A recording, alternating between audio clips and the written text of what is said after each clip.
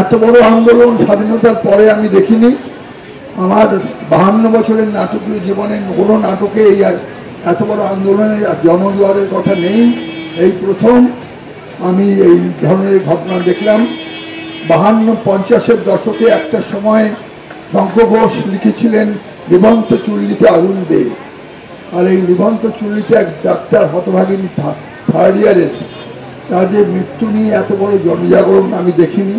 আমার বিশ্বাস we shall overcome, আমরা জয় করব।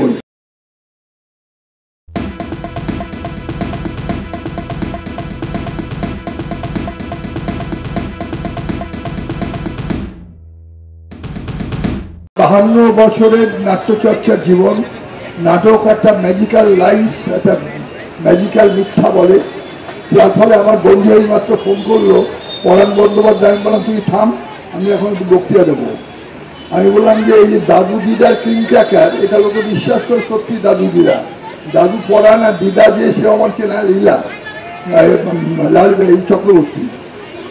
যাই হোক, এই যে আপনারা তারা তো বাস্তব জীবনে দাদু দিদা নয়, কিন্তু মানুষ সেটা হিসেবেই মেনে নেয় এবং স্ক্রিপ্টটাও কেনে। যাই হোক, এই অলিক মিথ্যা নিয়েই আমাদের নাটকের জগৎ। আমরা বিশ্বাস করি যে যেভাবে এই জনজাগরণ হয়েছে, এই জনজাগরণ মিথ্যা হবে না, এবং এই যে আন্দোলন যেটা শুরু হয়েছে, এই আন্দোলনের জয় হবে, মানুষের জয় হবে। মানুষের জয় মানে এত বড় আন্দোলন স্বাধীনতার পরে আমি দেখিনি।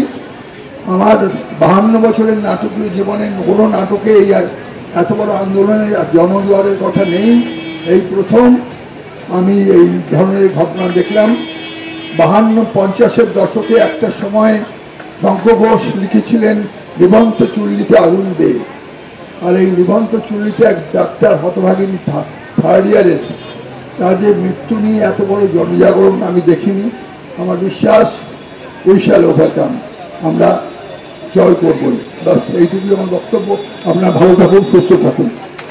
আপনারা দেখছেন আওয়াজ, রোজকারের হক কথা। ফর মোর আপডেটস অ্যাবাউট আওয়াজ, please subscribe our YouTube channel.